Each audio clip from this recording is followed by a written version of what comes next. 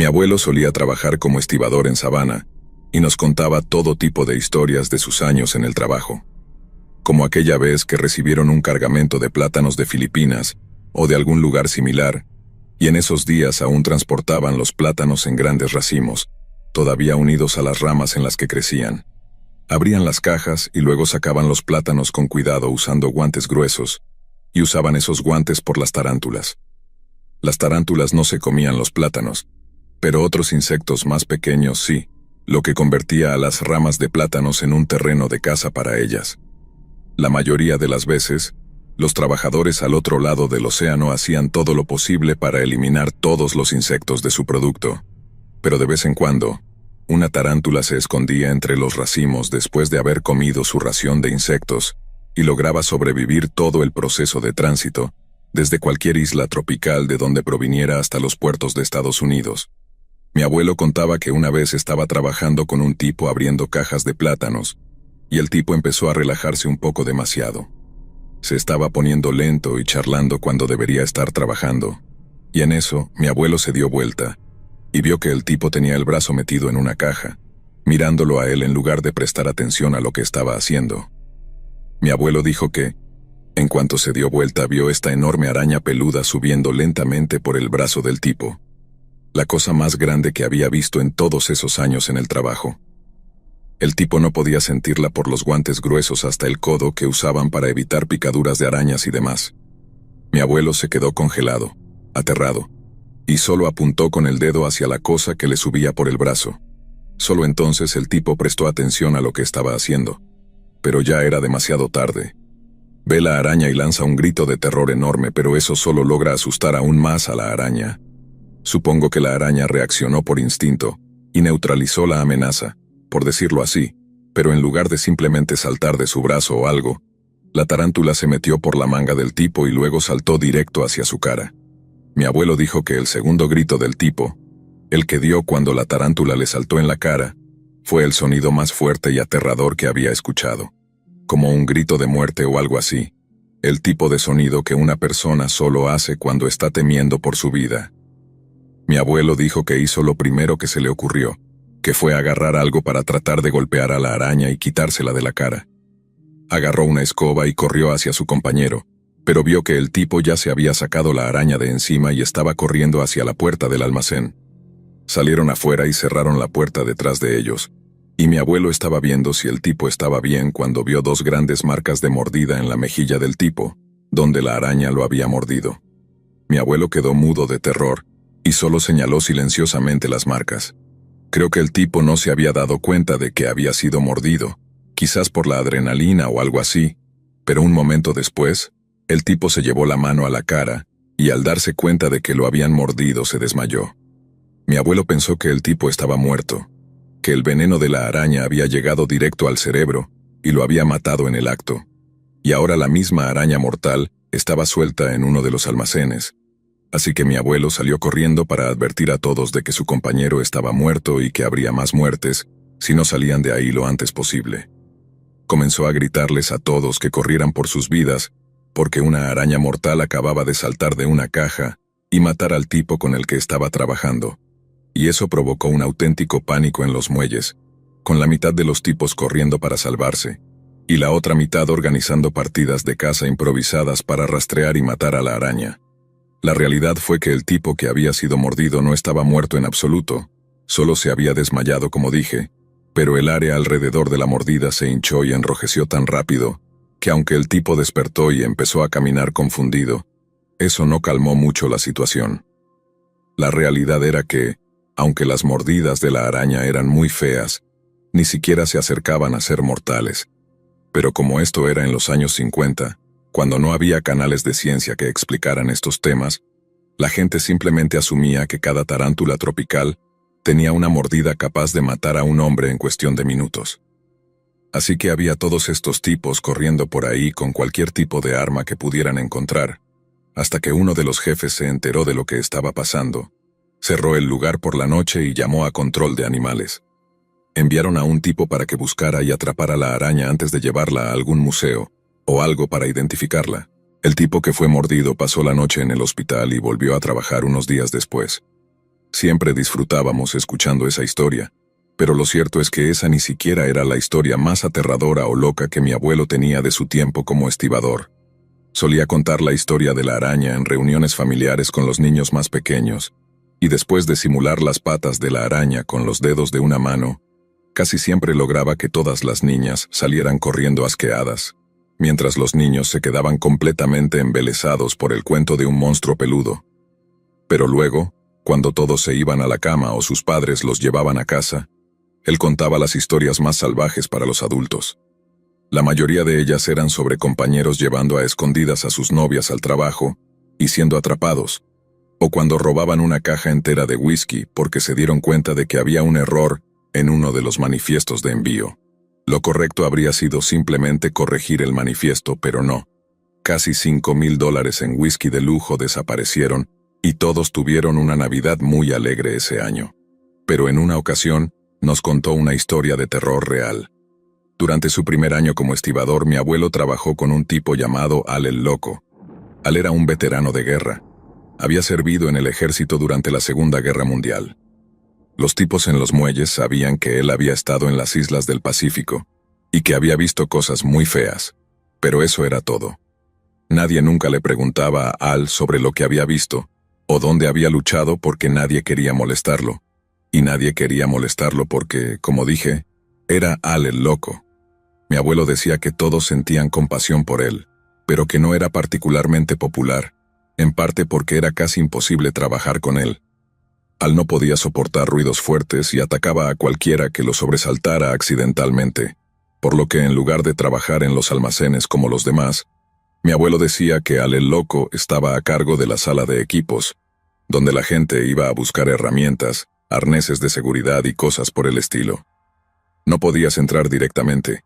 Tenías que tocar suavemente la puerta hasta que Al saliera a preguntarte qué querías. Así mantenían a Al a una distancia segura de los demás. Un día un enorme barco de carga llegó al muelle.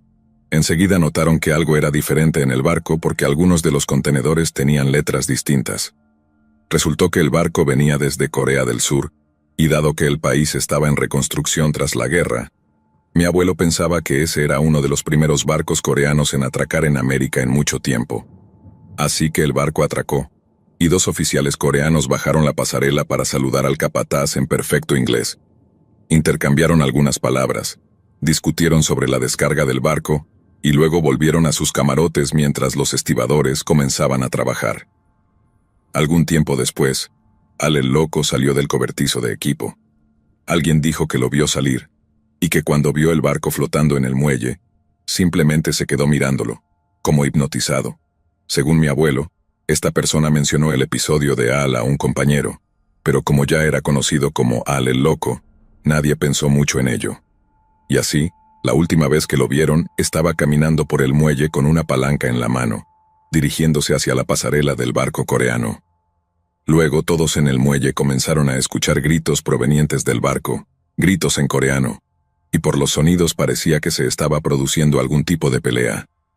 Después, se escucharon disparos, y todos se dispersaron y llamaron a la policía. Los policías llegaron con sus armas desenfundadas y subieron al barco, donde encontraron a Al muerto a tiros con una palanca en la mano, junto a 2 coreanos muertos a golpes, y otros 6 soldados coreanos heridos, uno de los cuales había disparado a Al con una pistola que tenían a bordo para emergencias. Durante años, todos pensaron que Al había confundido a los coreanos con japoneses, uno de los países con los que habíamos estado en guerra mientras Al era soldado. Pero la verdad era aún más perturbadora. Al había sido prisionero en un campo japonés de prisioneros de guerra, uno especialmente brutal. Había visto a sus compañeros torturados, ejecutados y lentamente trabajados hasta morir durante 2 o 3 años. Aprendió a odiar a los guardias del campo, pero no todos eran japoneses. Como parte de la conquista de Japón en Asia, se incluyó a la península coreana, y se dio a muchos coreanos la oportunidad de demostrar su lealtad sirviendo como guardias en los campos de prisioneros de guerra. Para demostrar cuán fanáticamente leales eran, trataban a los prisioneros estadounidenses mucho peor que los propios japoneses, como una forma de ganarse el favor de sus nuevos amos. Al probablemente tuvo su propio guardia coreano en el campo, y aunque esto no excusa lo que les hizo a esos pobres marineros, Ciertamente explica por qué se volvió tan asesino solo con verlos. La gente simplemente seguía pensando que Al estaba loco, que no podía diferenciar entre coreanos y japoneses. Decían, estúpido Al el loco, más loco que una rata de cloaca.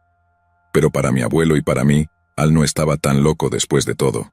Claro, estaba perturbado, pero hay una claridad escalofriante en la forma en que decidió vengarse. Según contaba mi abuelo, Al estaba callado. No cruzó el muelle gritando o agitando la palanca. Solo caminó, calmado y en silencio, para intentar cometer una masacre sin decir una palabra, y ese pequeño detalle siempre me deja helado.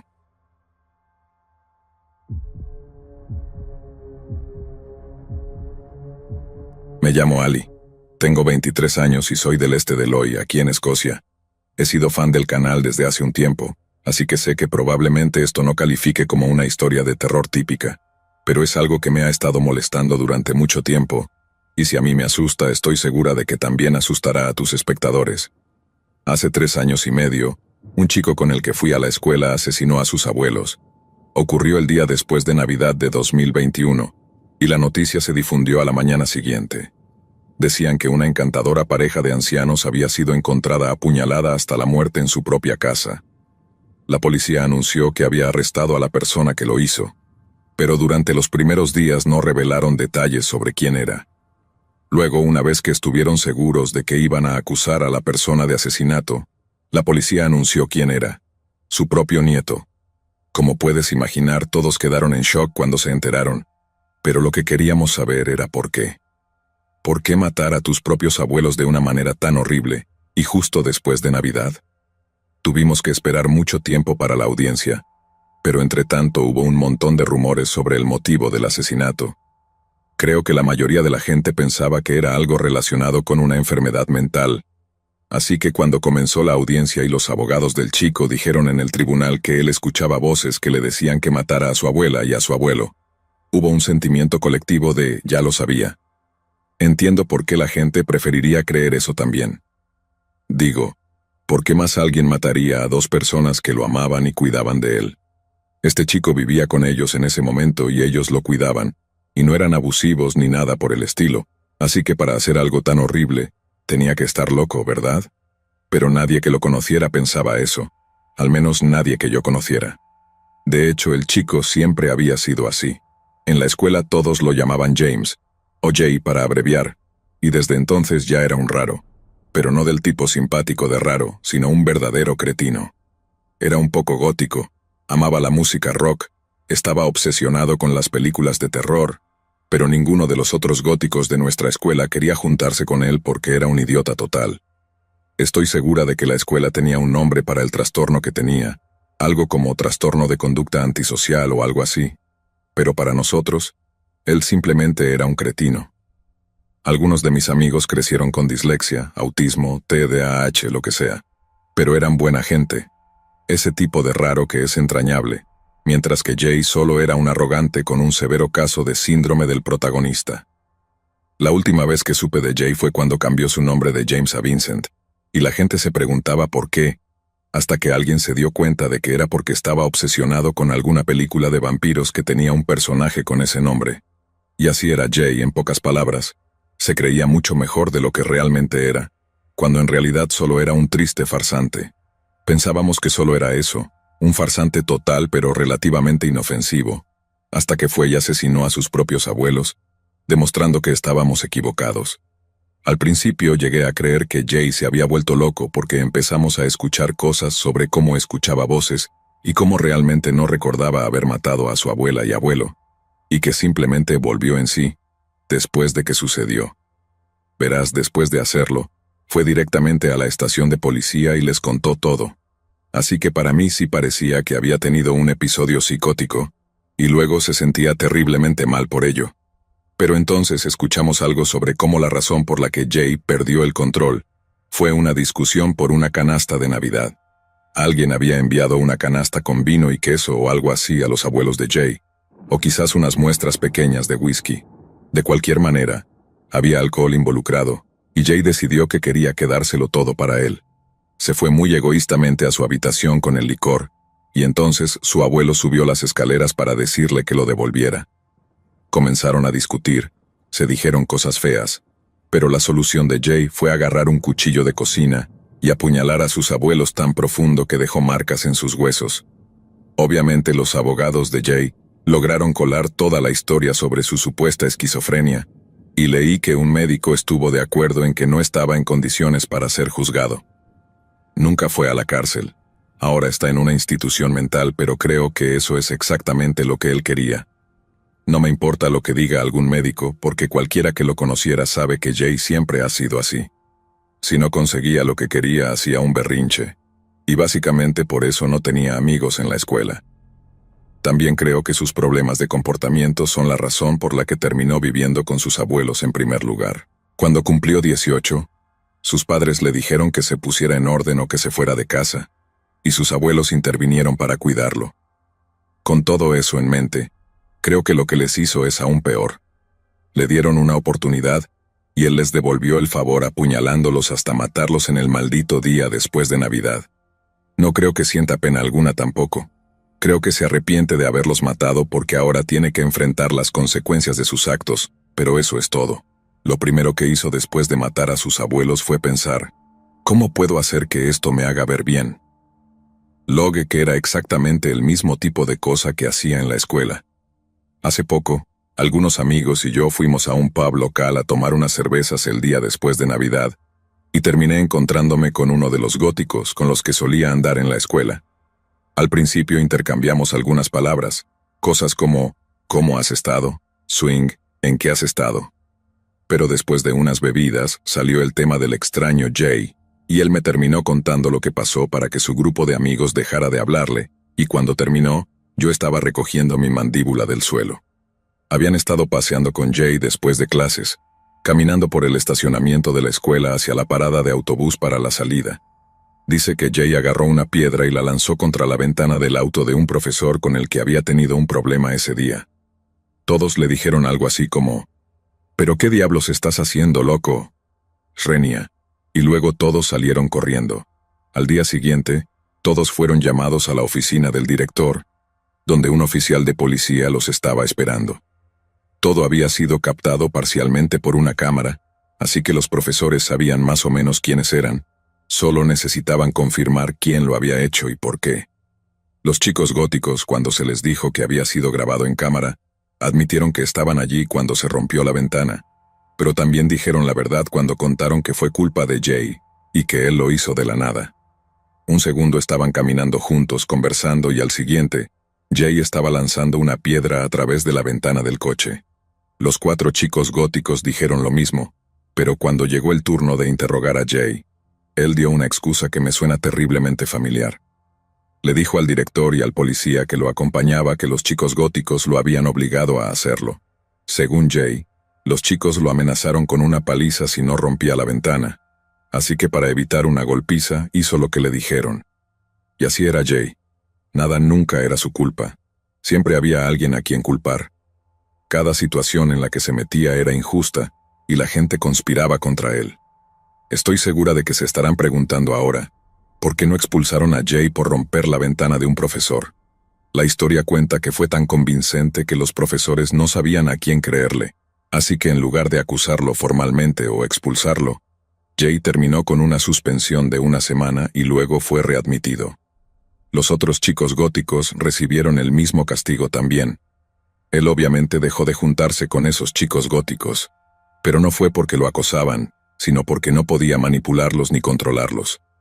Para mí, veo paralelismos exactos entre lo que sucedió con la ventana del coche y lo que pasó con sus abuelos.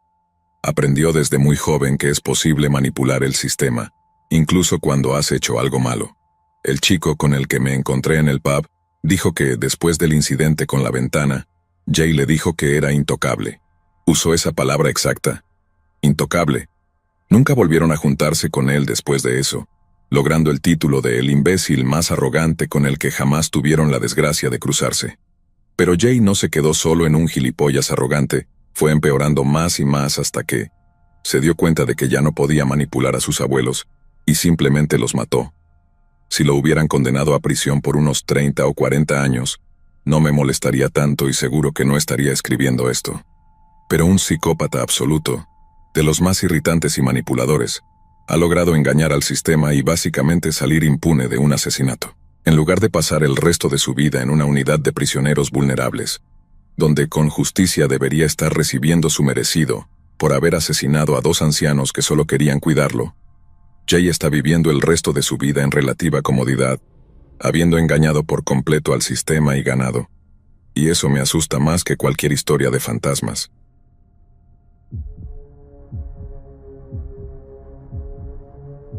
Mi abuelo tuvo una guerra de aquellas.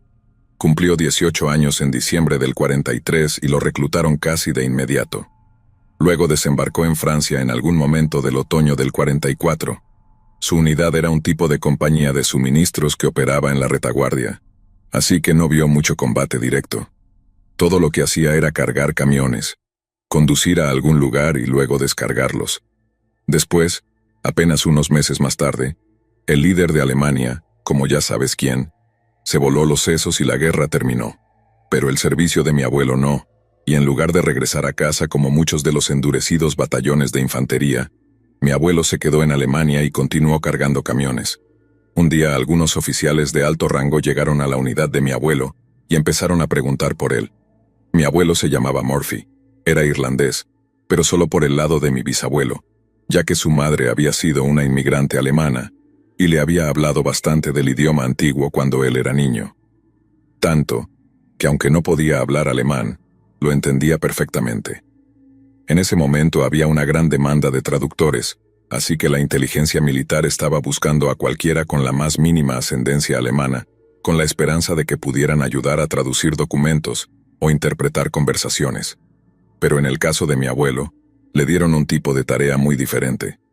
Cuando confirmaron que mi abuelo podía entender suficiente alemán para ser útil, el oficial le dijo que subiera a su jeep, y se dirigieron a una unidad de inteligencia donde mi abuelo y otros soldados recibieron una breve sesión informativa.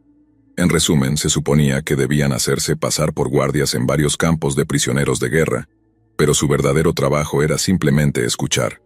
Cualquiera con un rango superior al de soldado de primera clase recibiría una degradación temporal, y a todos se les encomendó dominar el arte de parecer muy aburridos y muy tontos. Mi abuelo dijo que la primera parte fue fácil porque, en su mayoría, los prisioneros alemanes hablaban de lo mismo que hablaban los soldados americanos. Se quejaban de las letrinas, de la comida y de los demás, cosas inofensivas.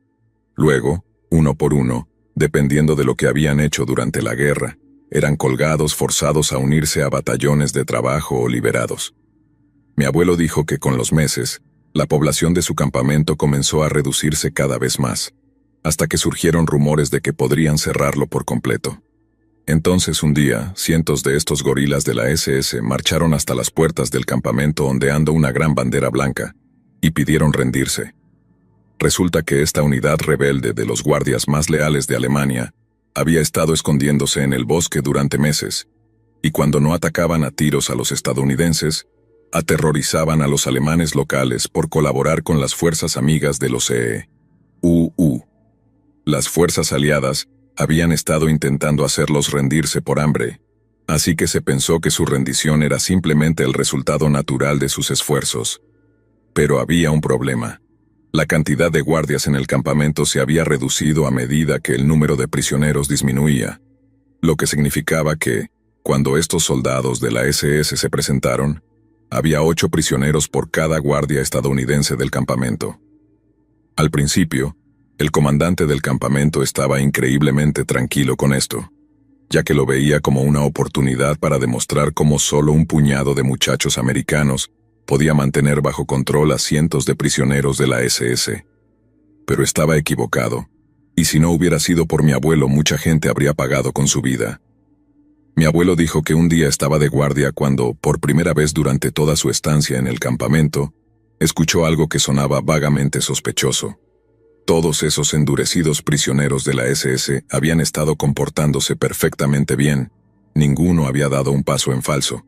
Pero entonces, después de que mi abuelo escuchó a uno decirle a otro, ¿cuánto más tendremos que esperar?, reñía, que era una pregunta bastante común entre los prisioneros, el otro respondió, esperamos la señal. Ahora obviamente mi abuelo pensó, ¿qué señal? pero también se le había ordenado explícitamente informar de cualquier cosa de ese tipo a sus superiores. Palabras como plan, complot o código eran todas de gran interés, ya que el objetivo principal en ese momento era evitar que los criminales de guerra escaparan o destruyeran pruebas de sus crímenes. Pero señal era algo completamente diferente. Tan pronto como sus superiores escucharon que alguien había mencionado la palabra señal, llenaron el campamento con guardias adicionales y luego le pidieron a mi abuelo que señalara a los soldados que había escuchado decirlo. Algún tiempo después, imagino que tras un largo periodo de interrogación, uno de los hombres de la SS finalmente habló y reveló todo su plan alocado. Verás, todos esos fanáticos de la SS podrían haber aparecido ondeando una bandera blanca, pero en realidad no se habían rendido. Como mencioné, habían estado escondiéndose en la zona durante meses, siguiendo la última orden de Alemania de luchar hasta el amargo final. Nunca habían atacado el campamento de prisioneros porque estaba lleno de alemanes, y tampoco optaron por montar algún tipo de fuga. Pero para entonces, eso ya no importaba, y así, un día, unos exploradores de la SS se acercaron al campamento y notaron que había solo un puñado de prisioneros, pero más importante aún, que había solo alrededor de 2 docenas de guardias y personal en el campamento. Informaron esto a su comandante, quien ideó un plan extremadamente arriesgado: fingir una rendición, dominar a los guardias del campamento y luego saquear las armas y la munición para continuar su lucha como partisanos contra los estadounidenses. Pero la SS no solo quería armas y municiones, oh no. Tenían en mente un premio mucho mayor: los uniformes estadounidenses. Si podían disfrazarse de americanos con uniformes impecables, la SS podría montar ataques devastadores contra nuestras tropas, especialmente si tenían un soldado de la SS disfrazado como, digamos, un oficial estadounidense, de los cuales había bastantes entre el personal del campamento. Al escuchar esa palabra, señal, y mencionárselo a sus superiores, mi abuelo salvó innumerables vidas, tantas que sus superiores buscaron otorgarle una estrella de bronce. Pensaba que solo entregaban esas medallas por heroísmo en combate, pero resulta que también las otorgan por otras cosas. Solo que tienen que ser actos realmente significativos para ser considerados. Todo esto lo convirtió en una celebridad menor entre los muchachos con los que servía, y alrededor de 6 meses después, fue dado de baja y enviado a casa. Mi abuelo nunca se consideró un héroe. Siempre decía que simplemente estaba haciendo su trabajo, pero tengo la medalla y la mención que prueban que él salvó, y cito, decenas, si no cientos de vidas. Y para mí eso es prácticamente la definición de héroe, tal y como es posible obtener.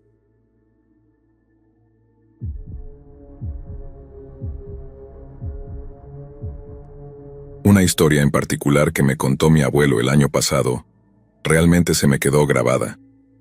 Vivía en Gran Bretaña durante la Segunda Guerra Mundial, cuando ocurrió el bombardeo de Londres, y recordaba haber visto un avión alemán lanzar una bomba en High Street en Lewisham, mientras él trabajaba allí como proyeccionista de cine. Como la calle era tan ancha, el avión alemán pudo descender entre los edificios mismos. Todos los empleados del cine donde trabajaba solían ser observadores de ataques aéreos, así que cuando enviaban bombas voladoras como esa, él y sus amigos tenían que subir al techo y avistarlas. Una vez, hubo una bomba zumbadora que venía directamente hacia él, y él presionó el botón para activar la alarma y alertar a los transeúntes abajo.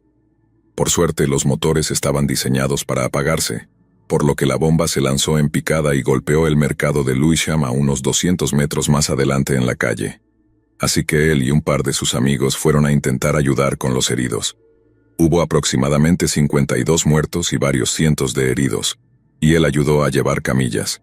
Dijo que había personas sin brazos, sin piernas y sin cabeza. En otra ocasión, dijo que vio a personas atrapadas en un edificio en llamas después de un bombardeo, pero no había nada que pudiera hacer para ayudarlas. Después de eso, nunca más hirvió agua en esas viejas teteras que silban. Siempre llenaba una olla y la ponía a hervir como si estuviera haciendo sopa o algo así. Mi abuela aprendió la lección de la manera difícil cuando usó una tetera silbante y luego entró en la sala para ver a mi abuelo acurrucado en el suelo, con las manos sobre las orejas. Dijo que el silbido le recordaba a todas las personas gritando dentro del edificio en llamas.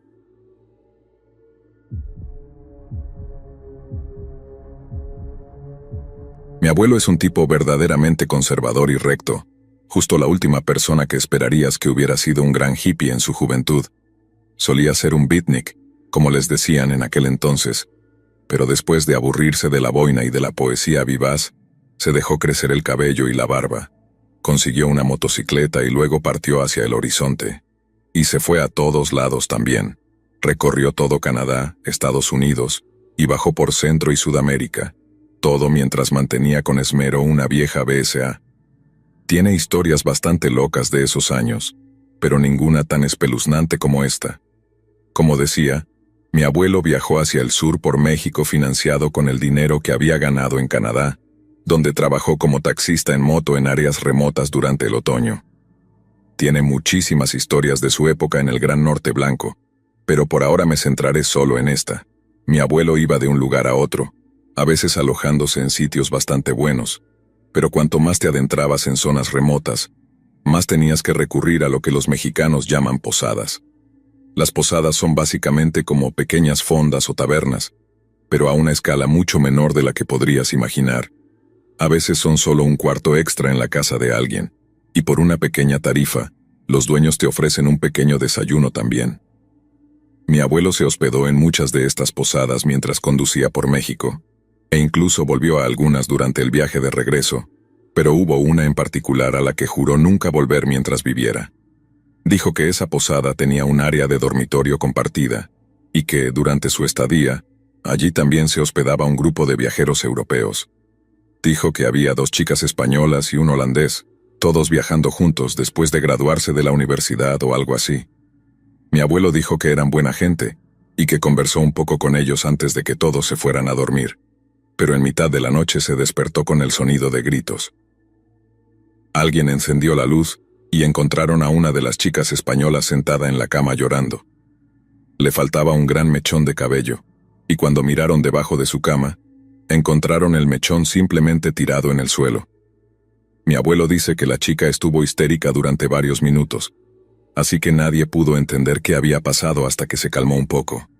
Pero cuando finalmente habló, lo que mi abuelo escuchó lo aterrorizó. La chica contó que había tenido una pesadilla en la que alguien le tiraba del cabello, y luego, lo siguiente que supo, fue que estaba despierta y que parte de su cuero cabelludo sentía un ardor terrible. Puso la mano en la cabeza y dijo que sintió que una parte de su cabello estaba suelto, y al conectar esa sensación con el sueño que acababa de tener, se asustó tanto que simplemente perdió el control. Todos estaban dormidos cuando ella se despertó, y no había nada moviéndose a su alrededor, así que la confusión de no saber quién le había arrancado el cabello solo incrementó su miedo. Mi abuelo dijo que nadie pudo volver a dormir esa noche, y que se mantuvieron despiertos hasta el amanecer antes de volver a la carretera en cuanto hubo suficiente luz para hacerlo.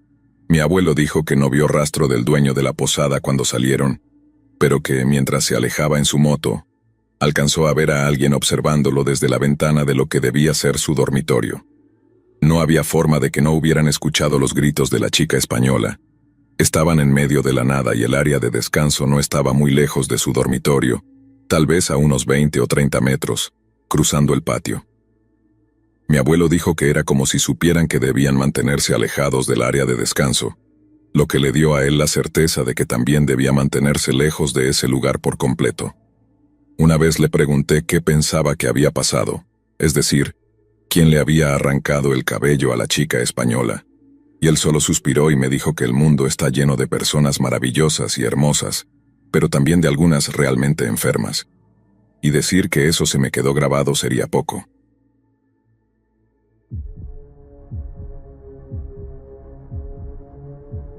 Una vez mi abuela me contó que cuando tenía 17 años casi la secuestran, o peor aún.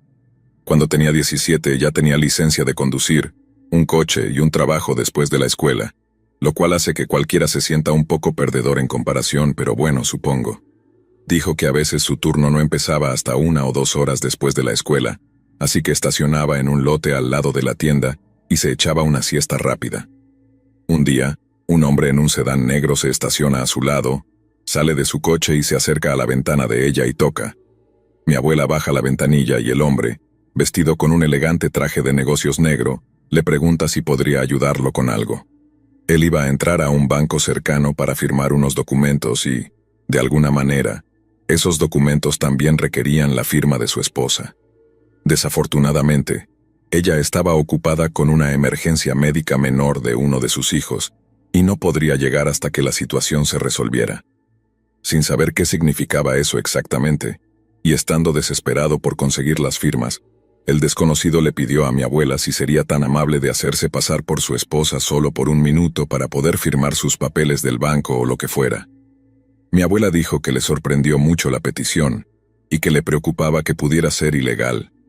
El hombre dijo que sí, técnicamente era saltarse las reglas, pero que tenía el consentimiento de su esposa para que falsificara la firma y que, en última instancia, nadie se enteraría. Mi abuela seguía un poco indecisa, así que el hombre le ofreció $50 en efectivo si le hacía el favor. Conseguir los documentos firmados le desbloquearía decenas de miles de dólares, así que $50 sería un precio muy pequeño a pagar para tener acceso a esa cantidad de dinero. Finalmente, mi abuela estaba a punto de aceptar, pensando, claro, ¿qué daño puede haber? Pero entonces miró la hora y se dio cuenta de que le quedaban solo unos minutos para comenzar su turno. Se retractó por completo, habiendo estado casi al borde de aceptar la oferta del hombre, y él lo notó también. El tipo empezó a ponerse cada vez más desesperado, inclinándose más y más hacia la ventana abierta de su coche, hasta que finalmente explotó. Pasó de decir, por favor, solo tomará un minuto, a gritar, sal del coche, mocosa de mierda, en una fracción de segundo. Y lo que aterrorizó aún más a mi abuela fue ver cómo otro hombre se levantaba desde el asiento trasero del sedán. Había estado escondido allí, pero cuando se reveló, salió del coche y comenzó a ayudar al hombre del traje elegante a abrir la puerta del coche y sacar a mi abuela de su vehículo. Todo el asunto solo se detuvo cuando alguien salió de la tienda armado con una pistola y disparó al aire para asustar a los dos tipos. Mi abuela dijo que fue el momento en que más aterrorizada estuvo en su vida, y que luego le enviaba al dueño de la tienda tarjetas de Navidad cada año hasta que falleció y el lugar cerró.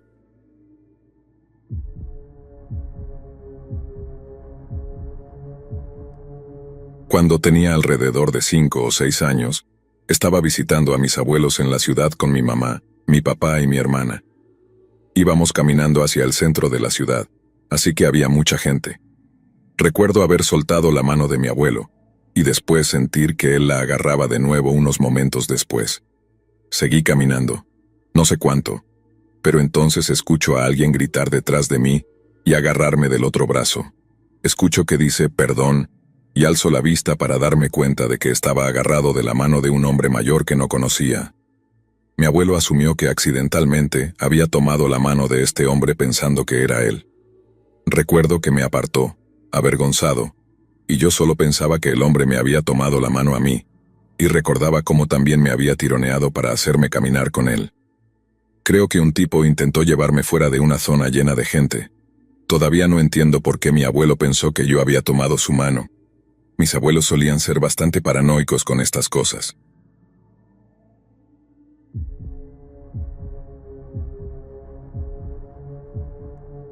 Una vez mi abuela y yo estábamos haciendo camping en una zona remota en el noroeste del estado de Washington. Hicimos campamento y cenamos en una sección del bosque nacional donde estaba prohibido hacer fogatas, lo que, como puedes imaginar, significaba que no podíamos hacer fuego. Cenamos y nos metimos a dormir alrededor de las 10 de la noche, aunque pasamos las siguientes horas hablando antes de realmente dormirnos. Justo cuando estaba quedándome dormido, alrededor de la 1 de la madrugada, creo que escuché un ruido entre los árboles sobre nosotros, y entonces las ranas dejaron de croar, seguido de más ruidos en los árboles. Le susurré a mi abuelo si él también lo había escuchado, y me dijo que sí. Estábamos cansados, pero de repente muy atentos y alerta. Hubo más ruidos en los árboles y finalmente me cansé de esperar para ver qué demonios era, así que me di vuelta y tomé una linterna. Luego la apunté hacia el bosque para ver qué se nos estaba acercando. Lo que cayó del árbol y aterrizó justo al lado mío no fue nada menos que un puma de unos 90 kilos. Cayó en el arbusto junto a mí y desapareció en la noche en un abrir y cerrar de ojos. Como puedes imaginar, empacamos todo de inmediato y nos fuimos del bosque lo más rápido posible. Nuestra salida parecía una escena de una película de terror, con todas las linternas que habíamos llevado encendidas para alumbrar el camino.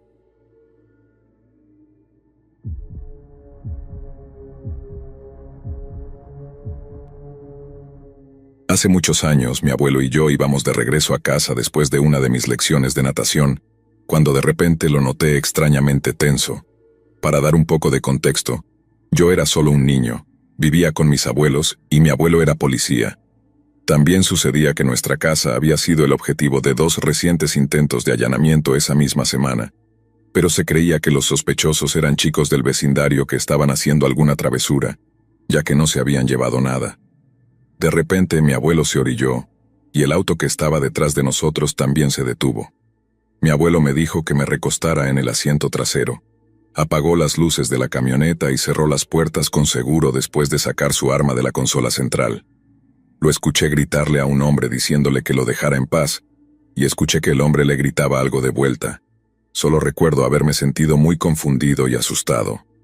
No estoy seguro cuánto tiempo pasó, pero supongo que fue mucho menos de lo que sentí.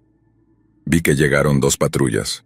La puerta de mi lado se abrió y me encontré frente a 2 oficiales de policía en uniforme, quienes me ayudaron a salir de la camioneta. Más tarde escuché a mi abuelo decir que el desconocido había amenazado con dispararle a él y a mí, y conseguirnos a casa para matar también a mi mamá y a mi hermana. Hace alrededor de un año descubrí, gracias a mi papá, que el hombre era amigo de algunos traficantes de drogas que mi abuelo había arrestado, y probablemente estaba buscando alguna forma de ajustar cuentas.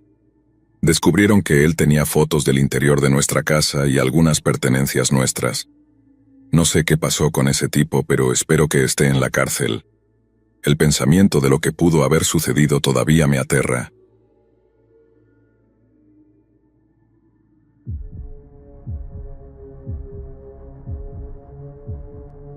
Mi abuela era adicta a esas píldoras para adelgazar de finales de los años 50 y 60, las que solían llamar la pequeña ayudante de mamá. Los Rolling Stones escribieron una canción sobre eso. Esas cosas eran básicamente anfetaminas legales, y es una locura pensar que incluso se permitiera venderlas en primer lugar. Mi abuela se enganchó tan mal que llegó a tener una colección de pelucas que usaba para hacerse pasar por otras mujeres y así poder robar sus recetas y alimentar su adicción. Creo que probablemente no hace falta decir que tuvo que pasar por cosas terribles para terminar en esa posición, pero para aclararlo, su madre, mi bisabuela, falleció cuando ella tenía apenas 6 años. Aproximadamente 6 meses después, su padre se volvió a casar, pero lo hizo con una mujer que sentía un desprecio abierto hacia sus hijos. Básicamente, solía dejar a mi abuela sin comer durante días, dándole solo sobras frías, y cualquier infracción menor a sus muchas reglas resultaba en una cantidad increíble de abuso físico y emocional. Para escapar de esa situación, mi abuela, con 17 años, se casó con un viudo de unos 30. Sin embargo, solo unos años después, cuando mi mamá tenía apenas 1 año, mi abuelo condujo su auto por un puente. Testigos dijeron que lo hizo a propósito, dejándola sola con apenas dinero para vivir y 2 bocas jóvenes que alimentar. Inicialmente ella consiguió esas pelucas porque se le estaba cayendo el cabello debido al estrés, pero luego se dio cuenta de que podía usarlas para otros fines también. Todavía las tenía cuando yo era niño en los años 90, y solía usarlas para jugar, aunque no supe su verdadero propósito hasta una larga cena en unas vacaciones familiares muchos años después. Ahí, ella contó toda su historia desde el principio, y cada detalle se quedó grabado en mi mente. Ella dejó las píldoras de golpe cuando vio a la policía en la casa de una de sus vecinas, que justamente era una de las mujeres a las que se había hecho pasar. Ese susto la hizo recapacitar, y dejó de estafar para conseguir píldoras ese mismo día. También dijo que hubo una vez en la que conoció a un tipo que le prometió todas las píldoras que pudiera desear. Solo tenía que hacerle unos cuantos favores a cambio. Resulta que ese tipo era un proxeneta que luego fue arrestado y acusado de asesinato, después de matar a golpes a una de sus chicas. Mi abuela dice que, si hubiera trabajado para él, probablemente ella habría terminado recogida de un colchón de motel con el cráneo aplastado. Si la veías más adelante en la vida, nunca habrías adivinado que pasó por algo remotamente tan traumático. Solo veías a una mujer totalmente equilibrada, y era la abuelita más dulce que podrías conocer, aunque tenía un sentido del humor seco e ingenioso. Todos mis mejores recuerdos de la infancia son con ella. Yo siempre fui el niño raro y torpe, y ella me dejaba ser yo mismo, ser creativo, disfrazarme. Honestamente era mi mejor amiga. Murió rodeada de su familia en 2014 cuando estaba en sus 80 años y la extraño cada día.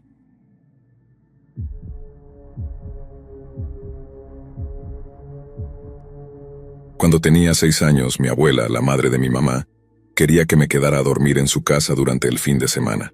El problema era que mi abuela nunca me quiso, y ella y mi mamá no se llevaban bien en absoluto, así que mi mamá le dijo que no. Se enojó muchísimo, colgó el teléfono con fuerza y eso fue todo.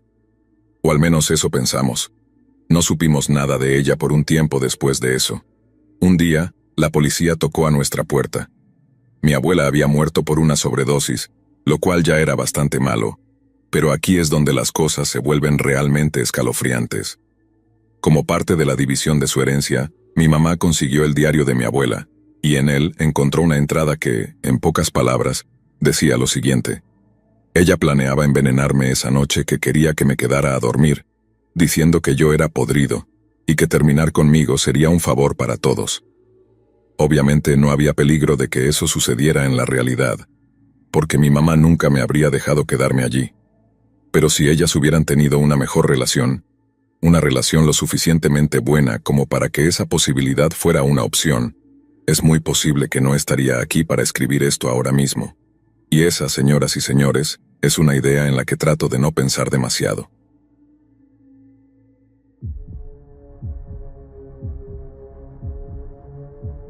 Al crecer, mi papá siempre odiaba el olor del quitaesmalte, y más adelante supimos que era porque, siendo un niño pequeño, accidentalmente había bebido algo del esmalte de uñas de su hermana, lo que resultó en que lo llevaran de urgencia al hospital. Pero luego, una noche me contó que eso no era del todo cierto. Según mi papá, cuando sus padres atravesaban la Gran Depresión, lo perdieron todo, como muchas familias. Pero esto afectó a mi abuela de una manera horrible. Algo en ella debió haberse roto porque, lenta pero segura, comenzó a perder la cordura. La verdadera razón por la que el olor del quitaesmalte era tan insoportable para mi papá era porque un día mi abuela había decidido que darle quitaesmalte a mi papá cuando era un bebé en su cuna era una forma fácil de matarlo. En su mente, eso era un acto de misericordia. Solo el hecho de que mi abuelo entrara y la detuviera fue lo que evitó que mi papá muriera. Esto me hace pensar en qué tipo de comportamientos podría estar predispuesto a tener, dado que algunos rasgos suelen saltarse una generación. Me asusta pensar que quizás llevo esa misma clase de locura muy dentro de mí.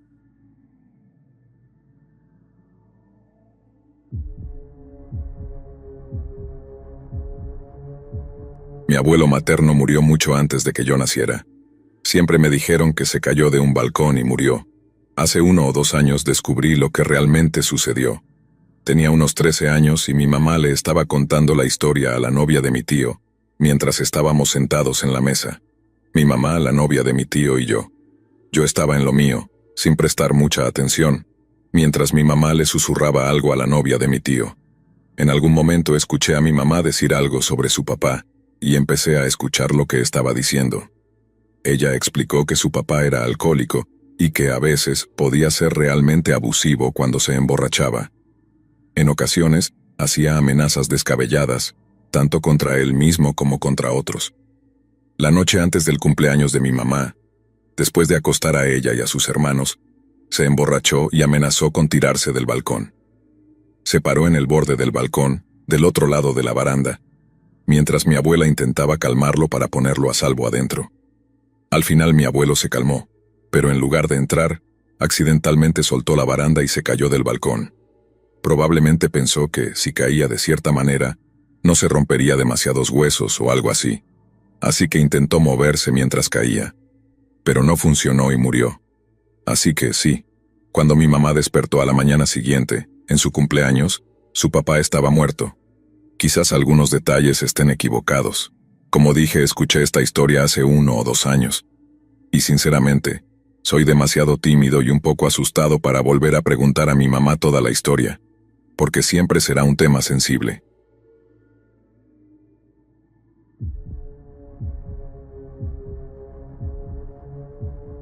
Mi familia es un completo desastre en general, pero el peor detalle, de lejos, es que mis abuelos son asesinos. Lo primero fue que encontré una carta en el escritorio de mi mamá cuando estaba en la preparatoria. Era de mi abuelo, su papá, pero estaba dirigida desde una prisión federal. No tenía absolutamente ninguna idea de que él estaba en la cárcel, así que junté el valor y le pregunté qué demonios estaba pasando. Él era mayor y algo excéntrico, pero para nada violento o peligroso. Ella me cuenta que está ahí porque se declaró culpable de asesinato en primer grado de la madre de su esposa, la madrastra de mi mamá. Aparentemente, ella tenía 95 años, estaba postrada en cama con demencia, y luego de que descubrieron que tenía cáncer, él la sofocó. Mi abuela procede a contarme que el hombre que conozco como abuelo no es el verdadero papá de mi mamá. El verdadero padre de mi mamá era un borracho violento, que una noche llegó a casa con una pistola amenazando con matar a mi abuela y a los niños. Mi abuela le quitó el arma y lo disparó fatalmente. Nunca fue condenada, ya que fue declarado como defensa propia. ¿Ves por qué creo que mi familia es un absoluto desastre?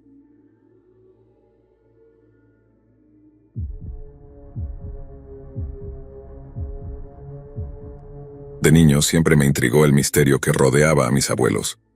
Ellos no eran como el resto de la familia, y cada vez que preguntaba por qué no asistían a las reuniones familiares o por qué casi nunca los veía, mi madre respondía que eran personas reservadas, que preferían la privacidad.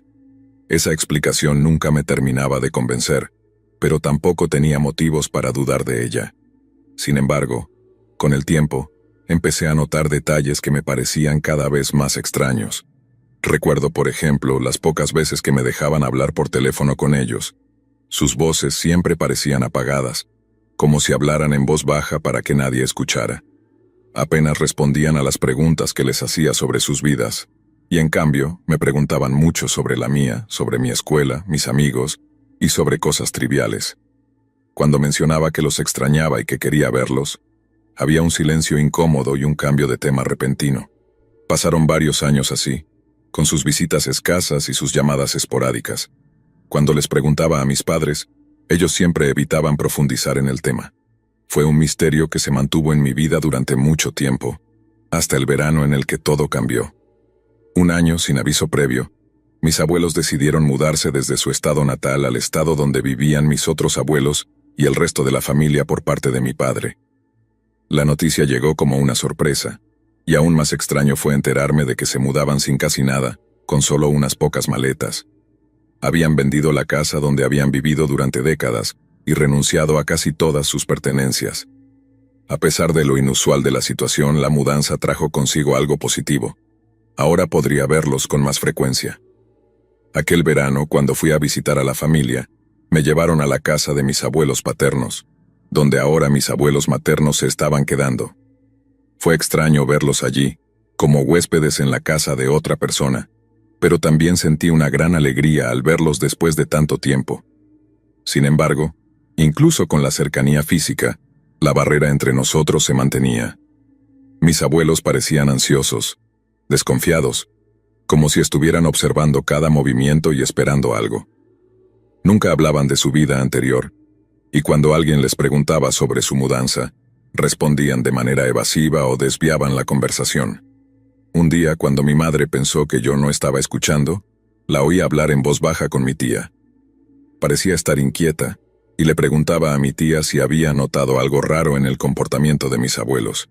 Fue entonces cuando escuché por primera vez la palabra secta. Mis abuelos habían estado en una secta religiosa durante más de 10 años. Aunque mi madre intentaba mantenerme fuera de la conversación, la curiosidad pudo más, y la abordé más tarde para que me explicara lo que realmente había pasado. Con una expresión de preocupación y tristeza, mi madre me contó la verdad. Mis abuelos no habían podido salir de esa secta porque estaban controlados, vigilados y amenazados. Durante años, la iglesia los manipuló psicológicamente, convenciéndolos de que cualquier intento de escape les costaría la vida, o peor aún, la de sus seres queridos. La secta tenía métodos aterradores de control. Se aseguraban de que cada uno de sus seguidores asistiera a las reuniones religiosas 2 veces por semana, los domingos y los miércoles, y en algunos casos, hasta enviaban a personas para confirmar que estaban en sus casas a determinadas horas. Además del control psicológico, estaba la presión económica. La iglesia exigía miles de dólares al mes, dinero que mis abuelos, ya mayores y con ingresos limitados, apenas podían reunir. pero el miedo y la creencia en el castigo los mantenían sumisos, entregando cada centavo que podían reunir. Si en algún momento tenían dudas o querían dejar de donar, los amenazaban con que Dios los castigaría o que sus almas quedarían atrapadas en la condenación eterna. Los años bajo el dominio de la secta debieron ser una auténtica pesadilla para mis abuelos. Mi tía, quien también había estado en la secta con ellos, me contó que mi abuela había comenzado a mostrar señales de depresión y ansiedad severa. Dormía muy poco, y cuando lograba dormir, tenía pesadillas recurrentes en las que veía a su familia siendo castigada por sus pecados. Mis abuelos vivían en un estado de paranoia constante, temiendo que cualquier desliz pudiera ser un motivo para que los castigos cayeran sobre ellos. Una noche, mi tía no soportó más. Decidió que tenían que escapar, que no podían seguir viviendo en esa situación. Se armó de valor, empacó solo lo necesario y en medio de la noche, ayudó a mis abuelos a salir de la casa. Tuvieron que dejar atrás todo, los muebles, la mayoría de su ropa, los recuerdos acumulados durante años. Sabían que cualquier intento de llevar más cosas llamaría la atención, y no podían arriesgarse a ser descubiertos. Con una maleta para cada uno, se subieron a un coche alquilado y emprendieron un largo viaje hacia el estado donde vivía mi abuela paterna. Todo fue muy rápido y lleno de miedo. Mi tía me contó que cada coche que pasaba a su lado en la carretera la llenaba de pánico, temiendo que fueran personas de la iglesia siguiéndolos. Sentía que en cualquier momento alguien los detendría y los obligaría a regresar.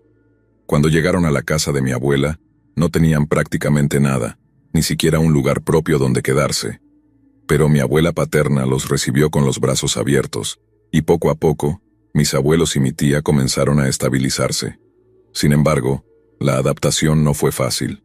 Durante semanas mis abuelos apenas salían de la casa. No querían hacer llamadas, no querían que nadie supiera dónde estaban.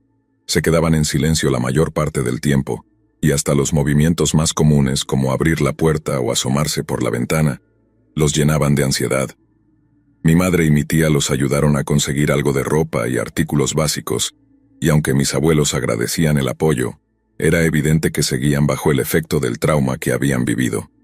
Les costó meses superar el miedo de ser descubiertos, de que alguien de la iglesia los encontrara y los obligara a regresar. Con el tiempo, mis abuelos comenzaron a recuperar algo de su vida, empezaron a salir más, a disfrutar de las reuniones familiares y, poco a poco, a dejar atrás los años oscuros.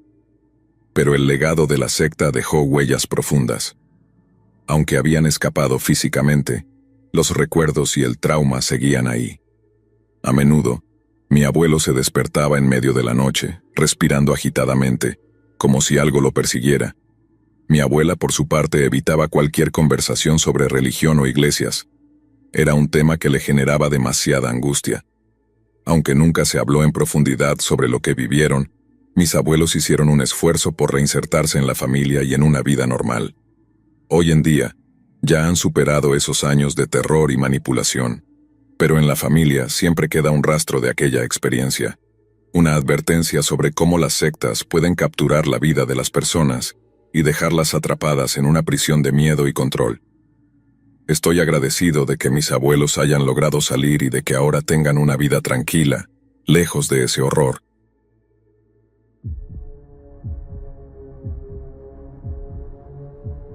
Esta historia es una leyenda familiar, una que mi madre me contó en voz baja una noche de invierno, como si temiera que al mencionarla despertara algo oscuro en nuestra familia. Abraham, mi bisabuelo materno, no es alguien de quien se hable abiertamente en nuestra familia. De hecho, durante mucho tiempo pensé que ni siquiera existía. Nunca hubo fotos suyas colgadas en la casa, ni historias sobre su vida, ni menciones de su nombre en reuniones familiares. Cada vez que intentaba preguntar algo sobre él, el ambiente se volvía tenso, las miradas se desviaban y nadie parecía dispuesto a decir una palabra. Fue a los 12 años cuando finalmente supe algo de él, por accidente. Estaba en casa de mi abuela revisando una vieja caja de madera llena de recuerdos antiguos. Dentro encontré un álbum de fotos en blanco y negro, lleno de rostros desconocidos y poses rígidas. Había una en particular que me llamó la atención, un hombre de expresión severa, con un ceño fruncido y una mirada tan dura que parecía atravesar la foto. Pregunté quién era, y mi abuela me respondió en un susurro apenas audible: «Es Abraham, tu bisabuelo». Noté que evitaba mirarme a los ojos, como si incluso mencionar su nombre pudiera desatar algo que llevaba años encerrado. Desde ese momento, el nombre de Abraham quedó grabado en mi mente, y la curiosidad por conocer su historia comenzó a crecer en mí como una semilla oscura. Con el paso de los años, logré recoger pequeños fragmentos de información sobre él, aunque siempre con dificultad. Si alguna vez alguien mencionaba su nombre en reuniones familiares, todos cambiaban de tema inmediatamente. Pero la poca información que tenía bastaba para que me invadiera una sensación de inquietud. Finalmente, una fría noche de invierno, reuní el valor para preguntar a mi madre directamente. Nos sentamos en la mesa de la cocina con las luces tenues y un silencio pesado entre nosotros. Tras un largo suspiro, mi madre comenzó a hablar y me pidió que guardara lo que me iba a contar como un secreto. Me dijo que no era algo fácil de recordar, y mucho menos de compartir. Había algo en su tono de voz que me hizo entender que esto no era simplemente un relato familiar, sino algo que había dejado cicatrices profundas en todos los que la escuchaban. Me contó que Abraham había sido un hombre temido y respetado en su tiempo. Creció en los Estados Unidos en plena Gran Depresión, un periodo que marcó a toda una generación. Era un hombre alto, fuerte y callado, cuya mirada severa se volvía fría y oscura cuando alguien lo desafiaba. Había una reputación sombría alrededor de él, pero nadie se atrevía a mencionar en voz alta lo que todos sospechaban. Se decía que no era solo un hombre violento, sino que también había cometido actos de los que pocos querían hablar. Mi madre relató que, desde joven, Abraham tenía un carácter explosivo y controlador. En casa, su presencia era casi una sombra constante, un peso que se sentía incluso cuando no estaba presente. Cuando entraba a una habitación, todos guardaban silencio como si hasta el sonido pudiera irritarlo. Según me contó, las cosas empeoraron con los años, y su carácter se volvió más impredecible. A menudo desaparecía por largos periodos de tiempo, y cuando regresaba, traía consigo una tensión que invadía la casa. Se rumoreaba que Abraham había estado involucrado en más de una pelea que terminó en tragedia, aunque en esos tiempos era fácil justificarlo todo como accidentes o malentendidos. Nadie en el pueblo se atrevía a denunciarlo, y mucho menos a enfrentarlo. Las desapariciones y las tragedias locales siempre parecían estar vinculadas a él, pero como no había pruebas, la policía nunca se atrevió a investigar a fondo. Su nombre siempre estaba en boca de todos, pero en susurros, como si temieran que al mencionarlo en voz alta, algo malo pudiera ocurrir. La última noche de Abraham fue una de las más frías de aquel invierno. Abraham llegó tarde a casa, como era costumbre, y su hija menor, mi tía abuela, estaba en la cocina intentando preparar algo de comida. En su inocencia, dejó la hornalla abierta sin encenderla, sin saber que ese pequeño error desencadenaría una tragedia que marcaría a nuestra familia para siempre. El gas comenzó a salir lentamente, llenando la cocina primero y luego extendiéndose a las demás habitaciones. Nadie lo notó. La familia dormía y el gas continuaba fluyendo, creando una trampa mortal en la que todos estaban atrapados sin saberlo. Abraham tenía un ritual extraño antes de ir a dormir. Siempre encendía un cigarro en el pasillo, como si ese breve momento de humo y oscuridad fuera su manera de calmarse antes de descansar. Nadie sabe exactamente qué pasó en esos instantes, pero en cuanto encendió el cigarro, la chispa fue suficiente para provocar una explosión que destrozó toda la casa. El sonido fue tan fuerte que los vecinos lo oyeron desde varias calles de distancia. Algunos salieron corriendo, temiendo que se tratara de un incendio, mientras otros se acercaron para ayudar. Lo que encontraron fue una escena desoladora. La casa de Abraham destruida, el humo cubriendo los restos, y el silencio absoluto en donde antes había estado el hogar de una familia. El impacto de la muerte de Abraham en la familia fue profundo y duradero. Para muchos, su muerte no fue solo una pérdida, sino una especie de liberación. Era como si, con la explosión, se hubiera liberado una carga que había estado presionando sobre todos ellos durante años. Los familiares cercanos no lloraron su muerte, sino que sintieron una extraña mezcla de alivio y miedo al mismo tiempo. Era como si, finalmente, la sombra de Abraham hubiera desaparecido, llevándose consigo todos los secretos y horrores que había dejado atrás. Mi madre me contó que, tras su muerte, la familia decidió que nunca se volvería a mencionar su nombre. El tema de las armas, la violencia y cualquier cosa que pudiera recordar a Abraham quedó prohibido en casa. Era como si al evitar esos temas pudieran exorcizar la memoria de un hombre que había sido una especie de maldición en sus vidas. Años después, la presencia de Abraham aún se siente en nuestra familia, aunque nadie lo mencione. Es una sombra que persiste, un recordatorio de que hay secretos que nunca se desvanecen por completo. A medida que fui creciendo, comencé a ver los efectos de esa historia en cada miembro de mi familia. Las miradas evasivas, los silencios incómodos cuando alguien menciona el pasado, y la estricta prohibición de hablar sobre violencia o conflictos me hicieron comprender que, aunque su vida terminó, el legado de Abraham sigue vivo en nuestras vidas. Para mí, esta historia no es solo un fragmento de nuestro pasado familiar, sino una advertencia. Es una lección sobre cómo el miedo, el silencio y los secretos pueden marcar a una familia por generaciones, y cómo algunos capítulos oscuros, por mucho que intentemos enterrarlos, nunca se desvanecen del todo. A lo largo del tiempo, aprendí a no hablar de Abraham en casa y a respetar ese pacto de silencio que mi familia mantiene desde hace décadas. La historia de Abraham sigue siendo un tema delicado, una especie de herida que nunca se ha cerrado del todo. Aunque nunca lo conocí, y aunque su historia es apenas una sombra en mi vida, su legado persiste en las ausencias, en los silencios y en los secretos que mi familia mantiene hasta hoy.